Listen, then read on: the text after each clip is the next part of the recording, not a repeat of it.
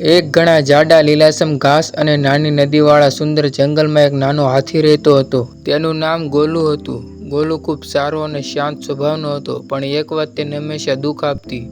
તેને પોતાની લાંબી સૂંઢ બિલકુલ ન ગમતી. જ્યારે તે બીજા પ્રાણીઓ સાથે રમતો ત્યારે તેની સૂંઢ વારંવાર ક્યાંક અટકી જતી. વાંદરો હસતા હસતા કહેતો, "અરે ગોલુ, તારી સૂંઢ તો બહુ મોટી છે." પોપટ બોલતો, "આટલી લાંબી સૂંઢ લઈને દોડવું મુશ્કેલ નથી?" આવા શબ્દો સાંભળીને ગોલુને શરમ આવતી. તે વિચારતો, "કાશ મારી સૂંઢ નાની હોત." એક દિવસ તે હાથી પોતાની મા પાસે ગયો અને બોલ્યો, "મા, મને મારી સૂંઢ બિલકુલ નથી ગમતી.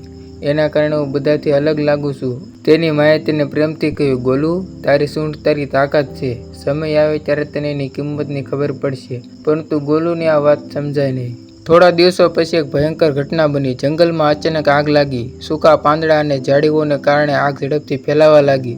બધા પ્રાણીઓ ડરી ગયા. નાના પ્રાણીઓ દોડવા લાગ્યા. પક્ષીઓ આકાશમાં ઉડી ગયા અને ઘણા પ્રાણીઓ આગ વચ્ચે ફસાઈ ગયા.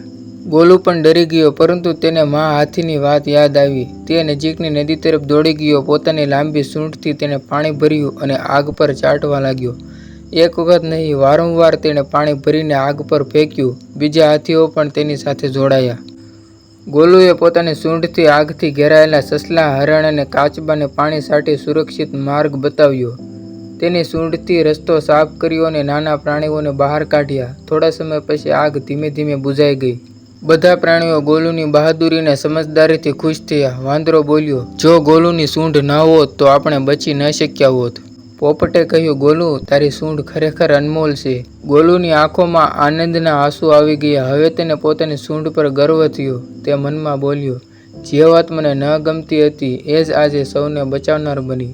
તે દિવસથી ગોલુ ખૂબ ખુશ અને આત્મવિશ્વાસથી ભરપૂર બની ગયો. આ વાર્તામાંથી આપણને એ શીખવા મળે છે કે દરેક વ્યક્તિમાં કોઈને કોઈ ખાસ ગુણ હોય છે. જે વાત આપણને ન ગમે એ જ આપણી સૌથી મોટી શક્તિ બની શકે છે.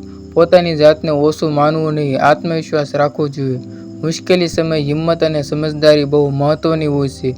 પોતાની ખાસિયત પર ગર્વ કરવો અને તેનો સારો ઉપયોગ કરવો જોઈએ.